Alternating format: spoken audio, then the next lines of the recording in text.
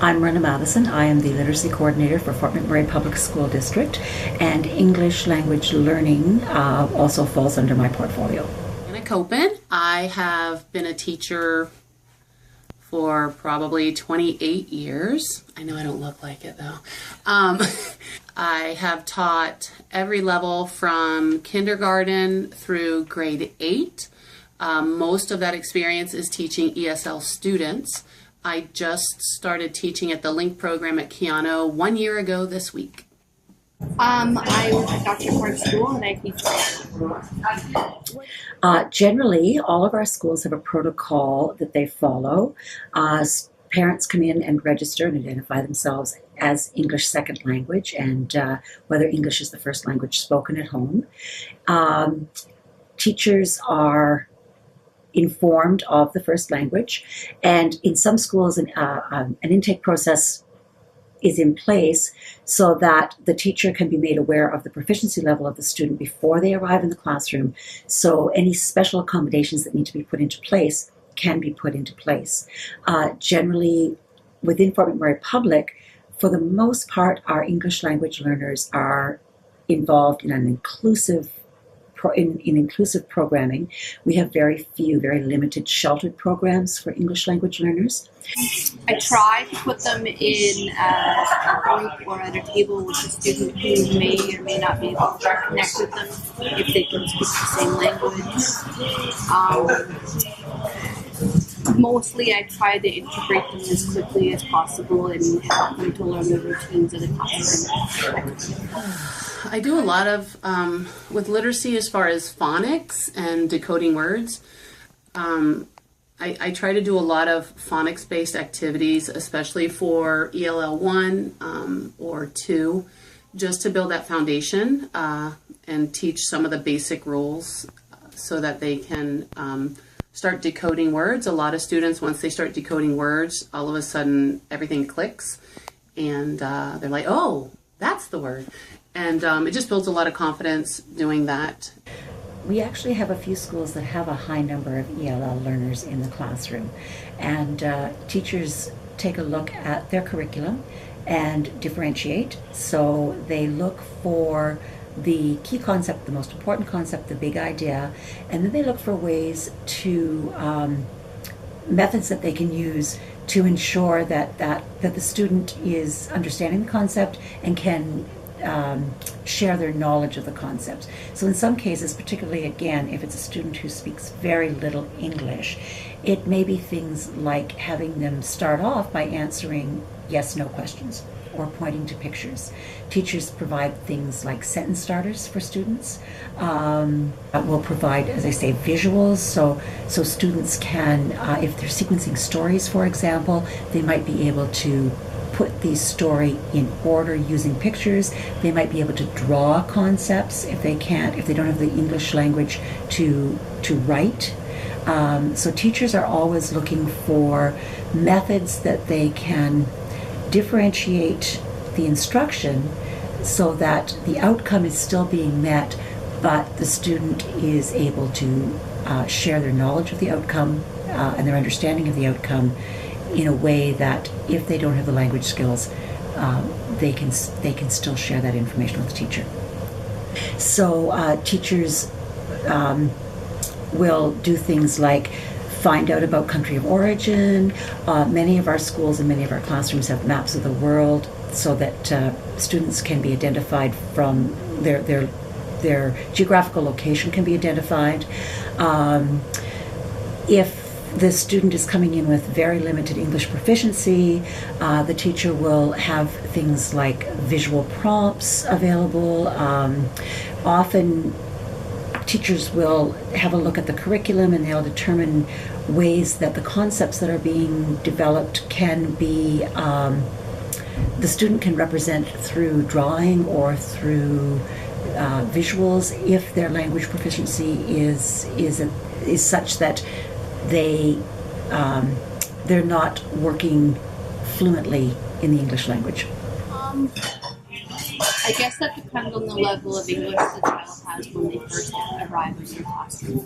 Some come with a little bit of English and some come with none at all.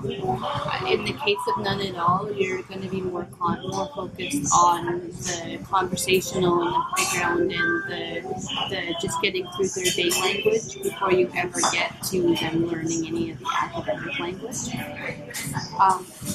If a student comes with some English, you can usually incorporate that and help them to understand the concept a little. One of the things we know about academic language is it has to be directly taught.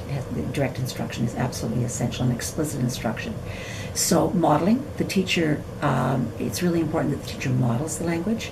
It's important that the teacher gives opportunities for all students, including their ELL students, to work with that language. So things like graphic organizers, vocabulary activities, and then again, sentence starters, and encouraging the students to incorporate that academic language into their speaking and their writing within the subject area. If it was a speaking assessment, I would. Speaking and listening, the BICS, I don't know if you studied that, basic intercommunication skills, is always the first thing to, I call it playground language, right? You're learning that on the playground with your friends so you can communicate with them, and so you're always picking that up first. The academic language, that CALPS, is going to come later. So if it's a speaking assessment, yeah, I would. If they were fluent, I would do that. But as far as the academic language, I would not assess them exactly the same, because they're just not at that level, because the academic language takes a lot longer to develop, whether it's children or adults. In most cases, many of our parents have one parent who is an English speaker, but in some cases, the Multicultural Association does have, they do have interpreters that are available to schools that can come out and assist for things like parent meetings, parent-teacher interviews. Some of the other agencies in town also have interpreters that are available, as well as many of the companies, particularly if the parents have been recruited for one of the companies. Many of the companies have supports in place. Well, we have the lady from the Multicultural Association who is stationed in our school and has an office in our school, and so communicating with parents, I sometimes go through her. Getting parents at the parent-teacher interviews in our schools can sometimes be difficult because most of our parents work like evening jobs where they are not as involved in their child's education as they could be if they were in a different situation. When the parents are able to come in and talk to me, I provide them with things like alphabet cards. We do a lot of sight word work, so the parents would have a list of sight words that their child could learn and talk about what they mean. I have a lot of ELL students in my classroom even who are proficient in English but don't understand what a specific term or specific word means, and so lots of times you have to kind of stop a lesson and explain, what something means or what a word is. I came to Canada 8 years ago, and I speak Spanish at home. Hi, I came to Canada when I was 2 from Pakistan, and I got English language support from grade 1 to 5. I came to Canada when I was around 6, and I had ESL support in grade 1, 2, and 3. I started learning English at the age of 4. I came to Canada in 2004, and I came in grade 3, I believe. Like, words don't make sense sometimes. Like something like goose is geese, and then moose isn't meese, it's just moose. And also, like, sometimes there's like your, and your, and they're like what? The program, it was pretty hard adapting to like the new words and writing, especially writing. Hearing was easier, but writing was pretty hard for me.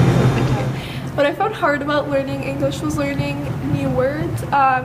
My vocabulary was very limited as opposed to my friends because they got to speak English at home and at school. And also, I know that every time I would read, I would struggle with knowing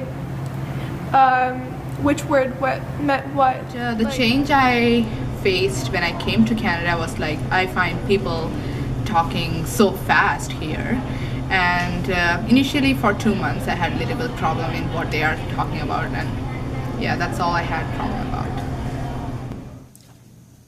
At home we communicate in Urdu, and at school it'd be English, so it was kind of all over the place. It was hard getting used to, and it wasn't hard reading much because in Pakistan we learned how to read English and write English, but communication was a huge problem because